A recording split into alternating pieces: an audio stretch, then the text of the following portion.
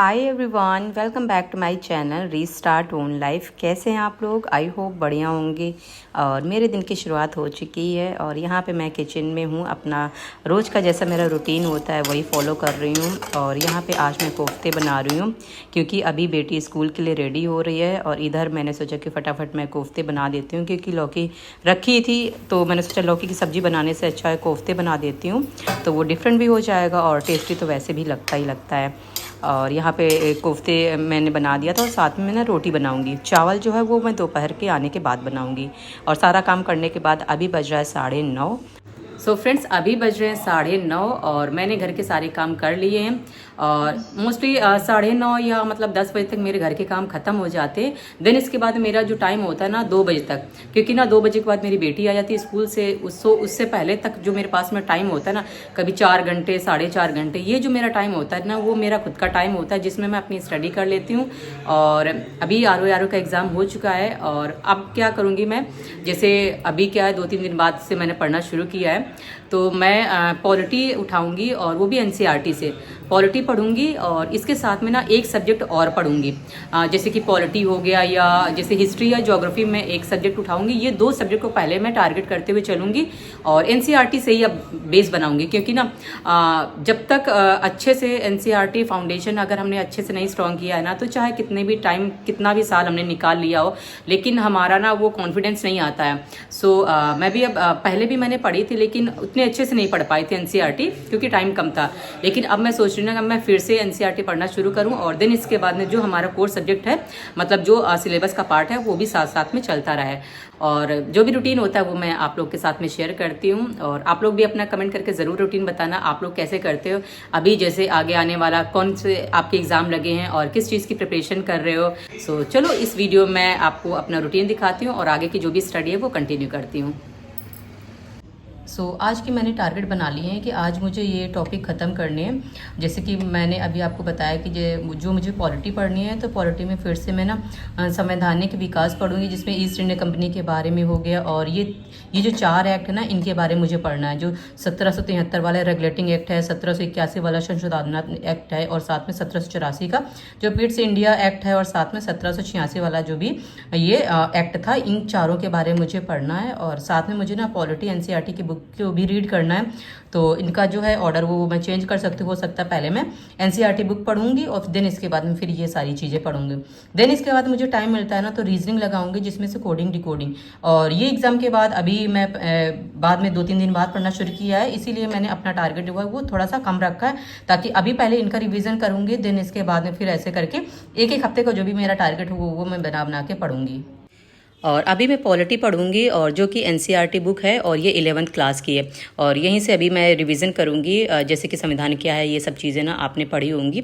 और अब मैं दोबारा यहाँ से पढ़ना शुरू करूंगी। देन इसके बाद में जितने भी एक्ट्स हैं वो 4 मैंने एक्ट अभी बनाए हुए हैं आज के लिए, सो उनका भी रिविज़न मैं एक साथ करूँगी। और फ्रेंड्स, आज की इस वीडियो में ना लास्ट तक बने रहिएगा, क्योंकि ना आज की इस वीडियो में मैं थोड़ी ऐसी बातें आपसे बताऊंगी ना, जो लास्ट वीडियो में मैंने आप लोग के साथ में जो मेरा पेपर हुआ था उसका मैंने आपको बताया था कि मेरा पेपर कैसा हुआ। और बहुत सारे लोग पूछ भी रहे थे ना कि जब आप पेपर दे के आइएगा तो ज़रूर इस पर वीडियो बनाइएगा, क्योंकि ना बहुत सारे लोगों ने अपना एग्ज़ाम पेपर छोड़ दिया है। सो इसीलिए देखो, पेपर का एनालिसिस तो पूरी तरह से तब तक नहीं हुआ था, लेकिन मैंने जो अटैम्प्ट किया और जो वो पेपर में आई हुई चीज़ थी वो मैंने आप लोग के साथ में डिस्कस किया। हर कोई डिस्कस करता है, मैंने भी आप लोग के साथ में डिस्कस किया। उस वीडियो को लेके ना ऐसे ऐसे कमेंट्स आ रहे थे जिनका रिप्लाई देना ना इस वीडियो में बनता है, क्योंकि ना मैंने जितनी चीज़ें देखी हैं वहाँ पे ऐसा तो मैं लिंक भी दे दूंगी।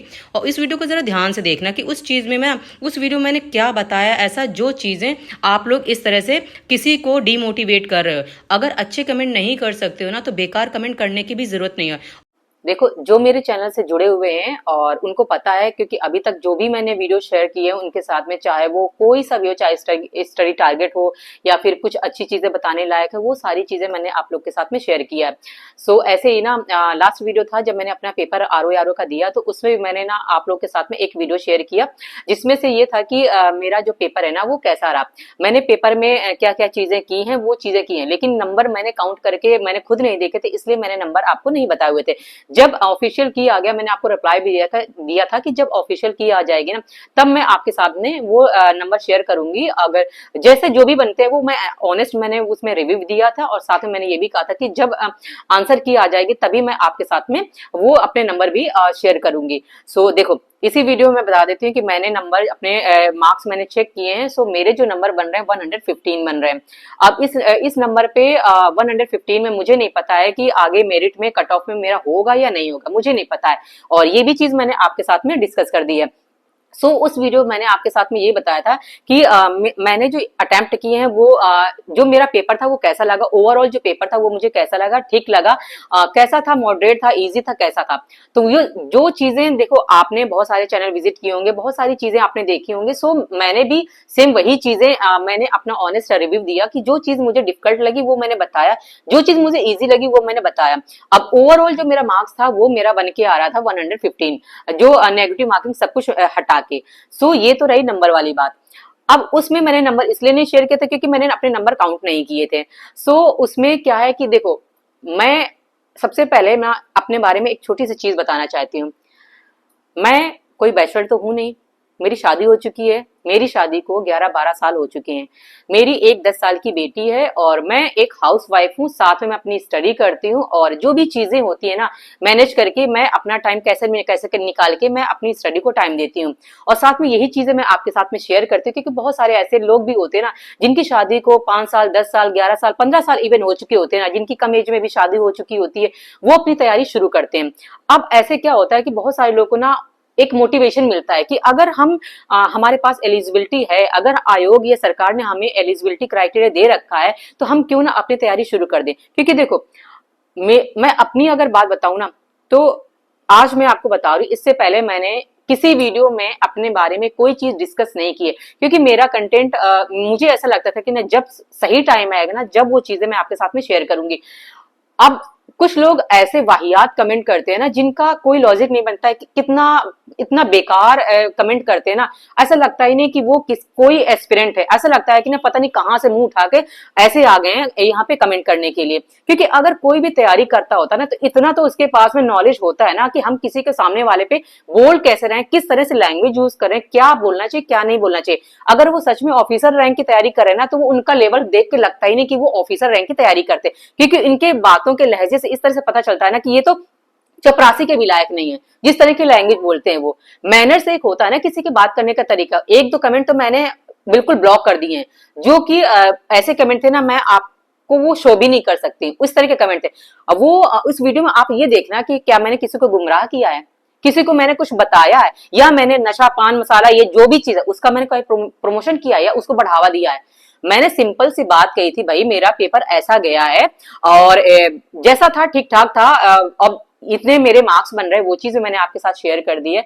और साथ में मैंने आपको ये बताया था कि भाई जैसे मैं अपना बैकग्राउंड बताती हूँ, मेरा बैकग्राउंड साइंस बैकग्राउंड है, और साथ में वो भी मैथ्स से थे। मैंने 12th तक मेरी मैथ्स रही है। देन इसके बाद में जो मेरे ग्रेजुएशन है ना, ग्रेजुएशन मेरी है टेक्निकल से।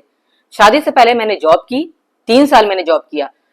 हम लड़कियों के साथ ऐसी सिचुएशन होती है ना कि वो सिचुएशन ना, आप कोई भी लड़के ना जो अच्छे घर से बिलोंग करते हैं वो तो समझ लेंगे, लेकिन जो ऐसे ही जिनको हर चीज बैठे बैठाए मिल रही है ना, वो कभी समझ ही नहीं सकते हैं कि कैसे किस तरह की सिचुएशन हम लोग के साथ में फेस करनी होती है। आफ्टर मैरिज ना बहुत सारे सेक्रीफाइस हमको करने होते हैं, अपनी अपनी जॉब का सेक्रीफाइस करना होता है, अपनी पढ़ाई लिखाई का सेक्रीफाइस करना होता है, हर वो चीज सेक्रीफाइस करनी होती है, क्योंकि ना हम अपने बच्चों को संभालने के लिए समय दे रहे थे। अगर हम अपने बच्चों को संभालने के लिए समय ना देना, तो हमारा बच्चा आज आपकी माँ ने ना अगर आपको समय नहीं दिया होता ना, तो शायद आप भी इतने बड़े नहीं होते। सेम सिचुएशन हमारे साथ में होती है। हम अपनी तैयारी करना चाहते हैं, लेकिन हमारे साथ में सिचुएशन ऐसी होती है ना कि जिसकी वजह से हम अपनी पढ़ाई वढ़ाई सब कुछ छोड़ छाड़ के अपना सिर्फ अपनी फैमिली और अपने घर परिवार अपने बच्चों को टाइम देते हैं। मेरे साथ में यही हुआ।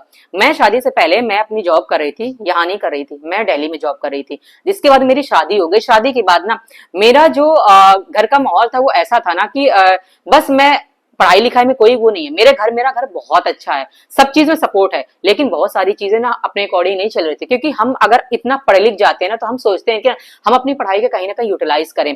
सेम सिचुएशन मेरे साथ में भी थे। मुझे बैठे चैन आ ही नहीं रहा था। मुझे ऐसा लग रहा था ना मैं कुछ करूं जिससे ना मुझे ये गिल्ट ना रहे ना कि मैं अपनी पढ़ाई लिखाई का कोई भी यूज नहीं कर पा रही हूँ। मेरी छोटी बेटी थी, मेरी शादी के बाद मेरी बेटी हो गई।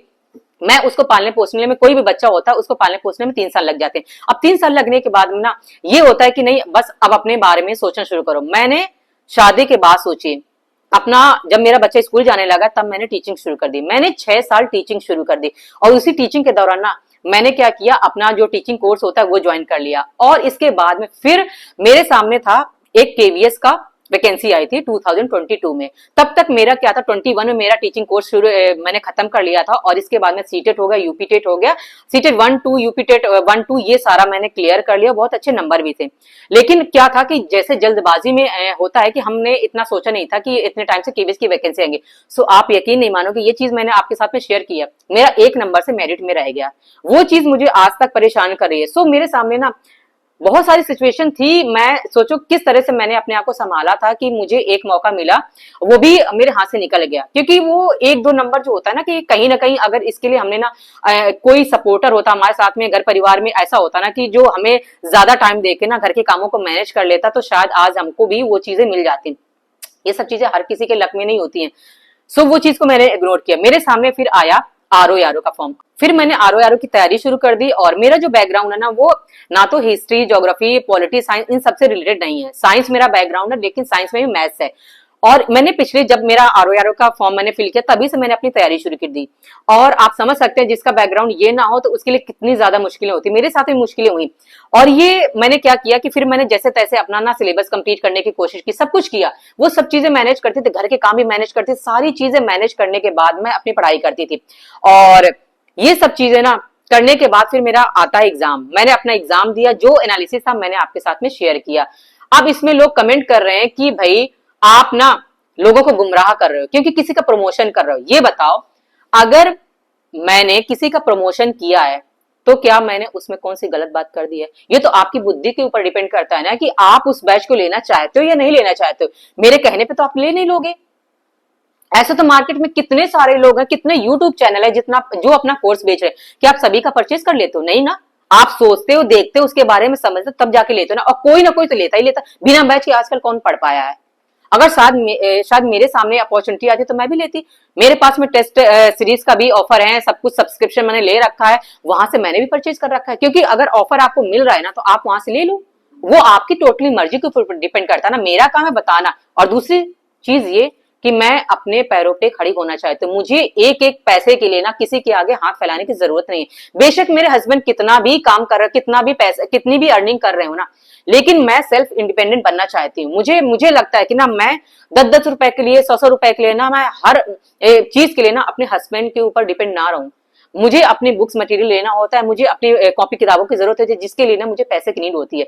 ये बताओ, अगर मैंने कुछ कर लिया उसके बदले मुझे स्टडी मटेरियल के लिए मुझे कुछ पैसे मिल रहे हैं ना, तो मैं क्यों ना करूं? क्या आप लोग नहीं करते हो? और एक चीज किसी ने कही थी कि बुढ़ापे तक क्या तैयारी करते रहोगे क्या?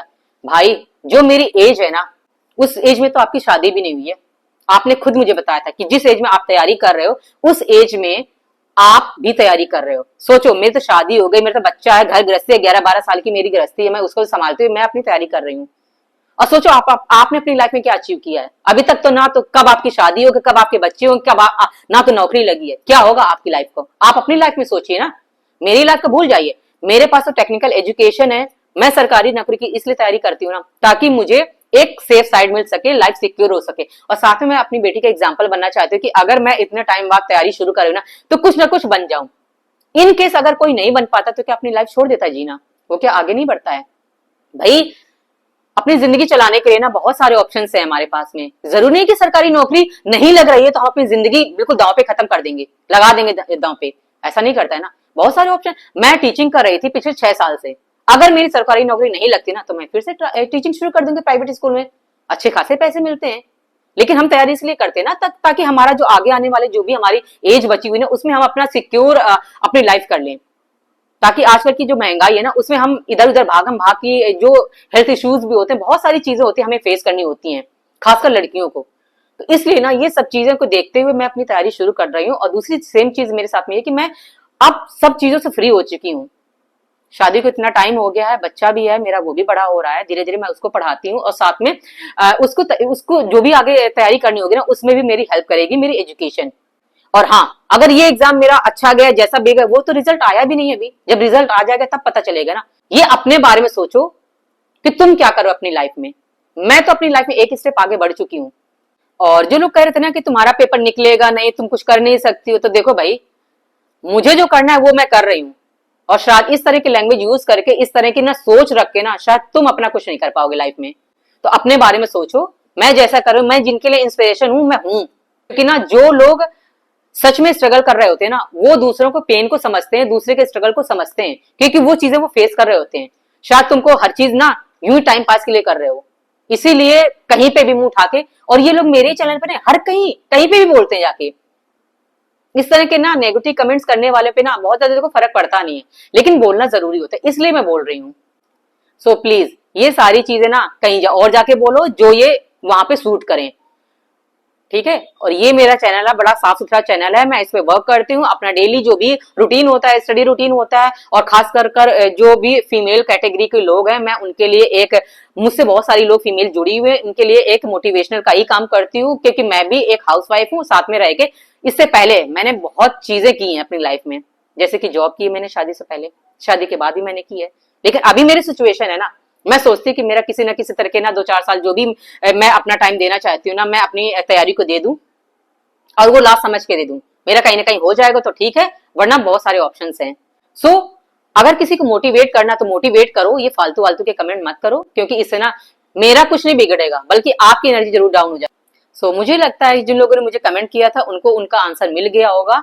सो जो लोग मुझे दिल से प्यार करते हैं उनके लिए थैंक यू, और जो नहीं भी करते उनके लिए भी थैंक यू। सो चलो इस वीडियो को यहीं पे एंड करती हूँ, और नेक्स्ट वीडियो में मिलती हूँ। जो भी मेरा स्टडी ब्लॉग आ गया या उसके अंदर जो भी मैंने पढ़ाई की होगी, वो सारी चीजें मैं आपके साथ शेयर करूंगी। और हाँ, वीडियो जो है वो रेगुलर बेसिस पे मैं नहीं लेके आ पाती हूँ, जैसे कि मैं एक दिन छोड़ के या 2 दिन छोड़ के, बट मैं कोशिश करूंगी एक दिन शॉर्ट्स लेके आऊँ, एक दिन मैं फुल ब्लॉग लेके आऊँ। सो इस तरह से ना मैनेज हो जाएंगे, और मेरी पढ़ाई जो है वो भी सफर नहीं होगी, क्योंकि हर चीज के लिए फ्रेंड ना टाइम निकालना पड़ता है। सो इसीलिए मैं क्या करती हूँ ना, 2 दिन हो गया, जैसे 3 दिन हो गया, और ये वीडियो भी आई थिंक 3 से 4 दिन बाद आ रहा है। सो इसीलिए ना मैं कोशिश करूंगी एक दिन छोड़ के मैं अपना ब्लॉग लेके आऊँ, और एक दिन मैं शॉर्ट्स के थ्रू जो भी अपडेट होगा वो मैं आपके साथ में शेयर कर दिया करूंगी। सो चलो फ्रेंड, अपना ध्यान रखिएगा और ऐसे ही पढ़ाई करते रहिए। Bye and take care.